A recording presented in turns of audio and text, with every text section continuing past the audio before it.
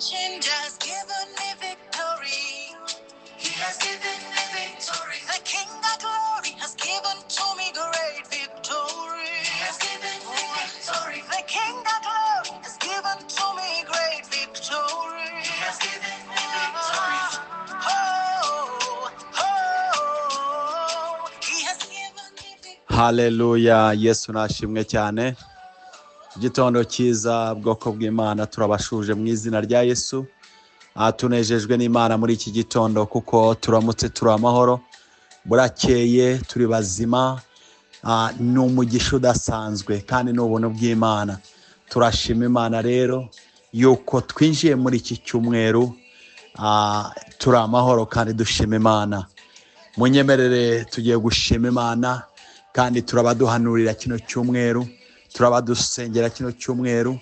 Ijambo ry'Imana ratubwira muri Zaburi 22:5 ngo tumwikoreze urugendo rwacu kandi nawe azarusoza amahoro. Reka twikoreze urugendo rwacu Imana rw'iki cyumweru. Imana nayo izaturengere kandi izaturwanirire. Mana y'amahoro, Mana yo kwizerwa, byiringiro byacu. Data turagushimye kubw'iki gitondo cy'umugisha, kubwo bubona Nyagasani Data turemeye, kuba turiho, kuba turamutse n'imbabazi zawe Mwami. Turagushimye byiringiro bizima. Turagushimye Mwami.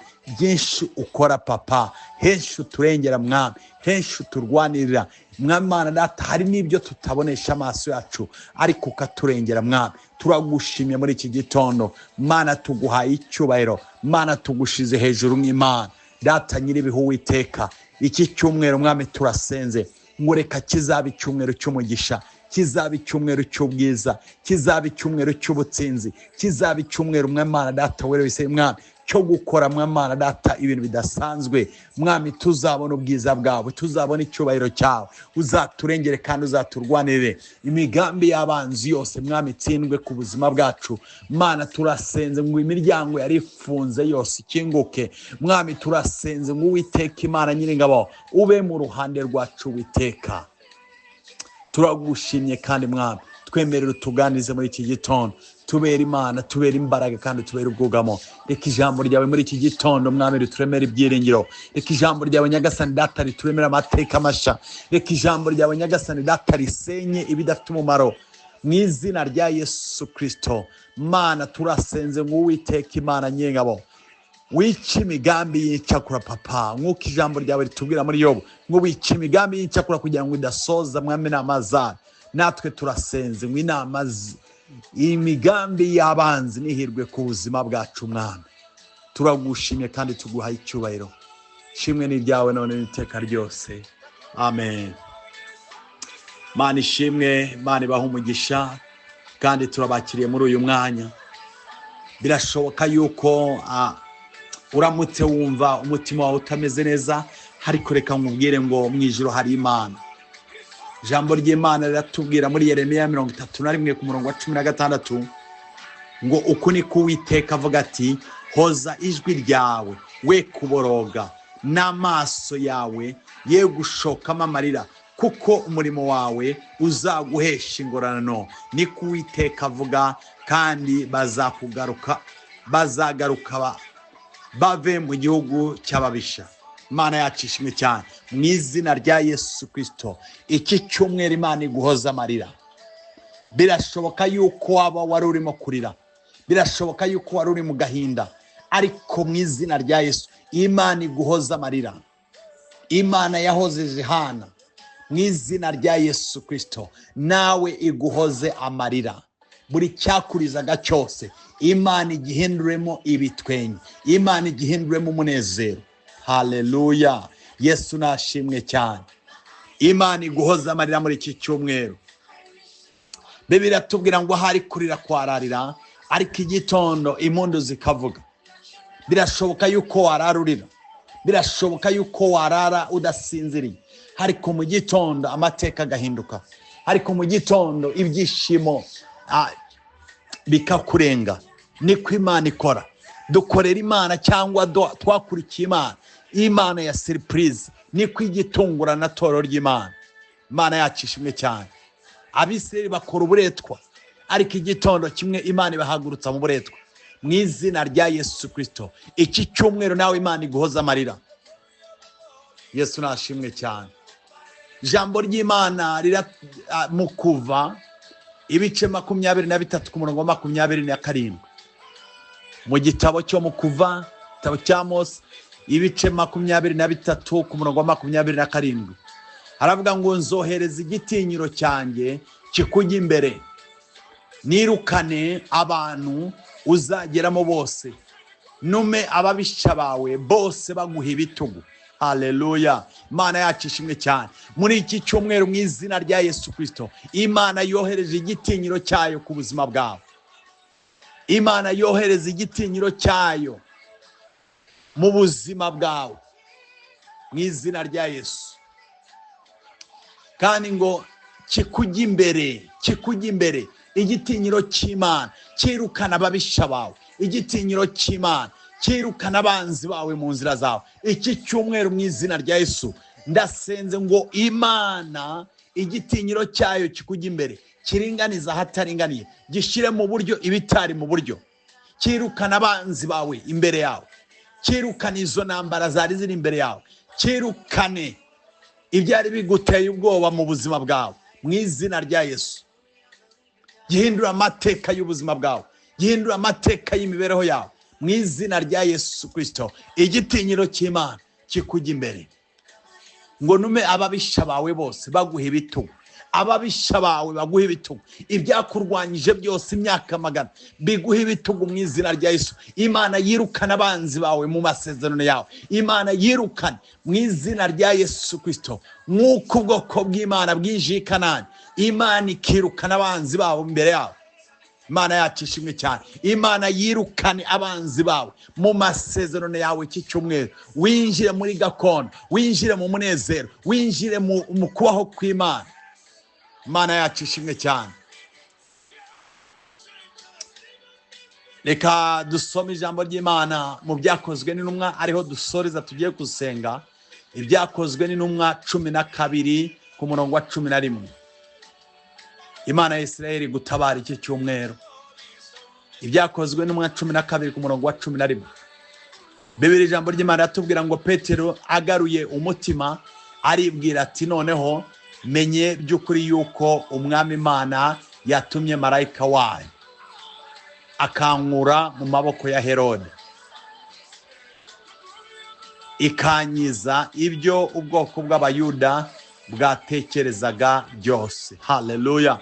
Iki cyari igihe gikomeye torero ry'Imana ku buzima bwa Petero. Cyari igihe Herode yari amaze kwica Yakobo, ashaka kwiyongeza Petero. Imana yacu ishimwe cyane. Ariko Bibiliya yatubwiye ngo Petero yarazi ibyamubayeho, ngo yarazi yuko arimo kurota. Imana yohereza marayika wayo. Yarafunzwe, yarari mu nzu y'imbohe. Imana yohereza marayika wayo mu izina rya Yesu Kristo. Iki cyumweru Imana ikohereze marayika wayo. Imana ikohereze marayika wayo aho ngaho tuye. Imana ikohereze marayika wayo mu kazi. Imana ikohereze marayika wayo.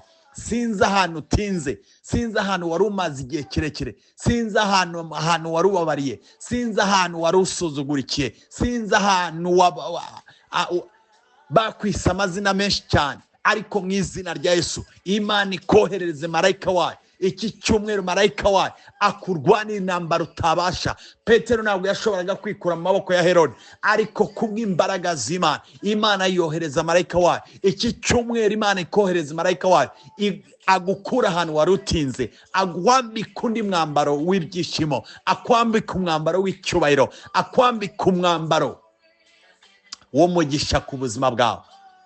Bibiliya yatubwiye ngo Petero ngo yarazi yuko arimo kurota. Mu izina rya Yesu ibyo bibe ku buzima bwawe. Abakubonye bavuge ngo niwe cyangwa nemwe.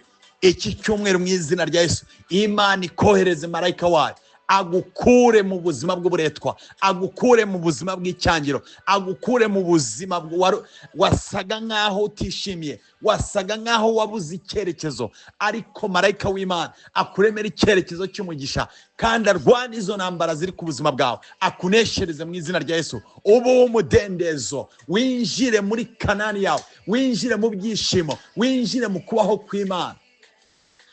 Imana yacu ishimwe cyane. Imana ya Israeli gutabara iki cyumweru, ikohereza ubutabazi buturutse ahera, ikoherereza ubutabazi buturutse ahera ho mu ijuru. Mana turagushimiye kandi tuguha icyubahiro mwami nyiribihe. Data tugushize hejuru kuko uri Imana, niwe byiringiro byacu kandi niwe duhanze amaso. Uri umutabazi mwami, uri imbaraga z'abakwiringiye. Ni wowe Nyagasani data, ijambo ryawe riratubwira ngo abiringiye Uwiteka bameze nk'umusozi Siyoni, umusozi udashobora kunyeganyezwa, ahubwo umusozi uhora uhamye iteka ryose. Turasenze ngo iki cyumweru mwami wohereze ubutabazi mwami, wohereze kugira neza kwawe mwami, nk'uko wavuze mwami Mana ngo nzanyuza kugira neza kwanjye imbere yawe mwami.